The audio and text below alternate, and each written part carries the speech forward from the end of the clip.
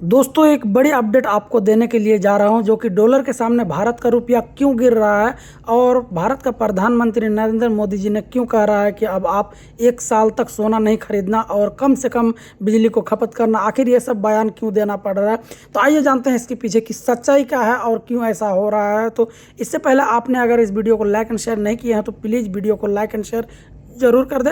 इसी तरह की और भी वीडियो पाने के लिए चैनल को सब्सक्राइब कर ले। तो आइए जानते हैं आखिर ऐसा क्यों हो रहा है।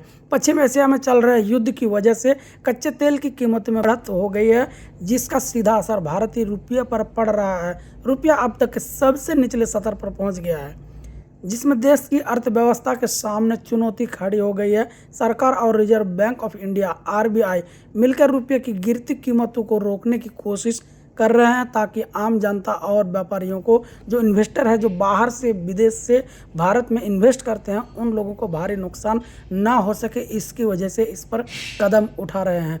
रुपया क्यों गिर रहा है, तो चलिए अभी विशेषज्ञों के मुताबिक पश्चिम एशिया के युद्ध को कच्चे तेल के दाम बढ़ने की वजह से रुपये का वैल्यू कम हुई है। विदेश जो इन्वेस्टर है, जो विदेश में इन्वेस्ट कर रहे हैं, विदेश इन्वेस्टर ने भी भारतीयों शेयर बाजार से करीब 20 अरब डॉलर निकाल लिया है। ये जैसे ही हालत बनी, इसके बाद से जो बाहरी विदेशी खास करके इन्वेस्टर थे, उन लोगों ने जो भारत की शेयर बाज़ार है और शेयर बाज़ार को लेकर ही मार्केट चलता है और बड़े बड़े जो इन्वेस्टर है वो इन्वेस्ट करते हैं, तो उसने 20 अरब डॉलर तक ऑलरेडी निकाल चुके हैं कि और भी रुपया गिर सकता है।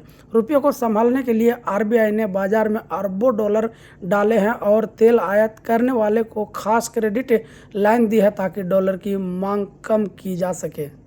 यहाँ पर मैं कुछ विवरण दे दिया हूँ, आप यहाँ पर विवरण देख सकते हैं। जो रुपयों की कीमत में जो गिरी है, तो यहाँ पर इनके विवरण है, आप यहाँ पर देख सकते हैं। तो चलिए और मैं आपको बता दूं कि रुपयों को बचाने और विदेशी मुद्रा भंडार को सुरक्षित रखने के लिए प्रधानमंत्री नरेंद्र मोदी ने लोगों से संयम बात करते हुए कहा है कि उन्होंने कुछ ज़रूरी सुझाव दिए हैं ताकि देश की आर्थिक स्थिति को बेहतर बना सके। जैसे गैर जरूरी विदेशी यात्राओं में कटौती करे, थोड़ा सा कम करे, पहले से थोड़ा कुछ कम करे। 1 साल तक सोना खरीदने में कमी लाए, ताकि सोना को कम खरीदे, उससे अपना और ईंधन बचाने के लिए पब्लिक ट्रांसपोर्ट का ज़्यादा से ज़्यादा इस्तेमाल करें। आखिर ये क्यों बता रहे हैं, इसीलिए कि जो भारतीय रुपया गिर रहा है, इसी की वजह है जो कि ये सब बयान देना पड़ रहा है। और संभव हो सके तो घर में काम करे, जो कि वर्क फ्रॉम होम। बहुत सारे जो ऑफिस में काम करने वाले होते हैं, उनको कहा गया है कि वर्क फ्रॉम होम करें।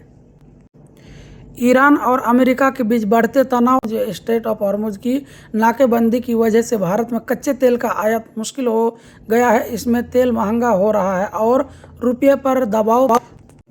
वही कॉमर्स सेक्रेटरी राजेश अग्रवाल ने बताया है कि रुपये की गिरती कीमत से निर्यातकों, एक्सपोर्टर को कुछ फायदा हो सकता है, क्योंकि उन्हें सामान डॉलर कमाने के लिए ज़्यादा निर्यात करना होगा।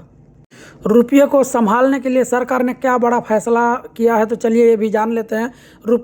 रुपये को संभालने के लिए सरकार ने बड़ा फैसला किया है। सरकार ने सोने और चांदी पर खास करके अब तक 6% से बढ़ाकर अब 15% कर दिया है, जो कि आरबीआई बाजार में डॉलर डालकर रुपये की गिरावट को रोकने के लिए ये कोशिश है। पहले 6% था, उसका अब बढ़ाकर जीएसटी 15% कर दिया है। तो दोस्तों ये थी आज की एक जानकारी जो कि अभी की हालत है, और आप लोग बताइए कमेंट में कि आपको ये जानकारी कैसी लगी। इसी तरह की और भी वीडियो पाने के लिए चैनल को सब्सक्राइब करें। Thank you so much.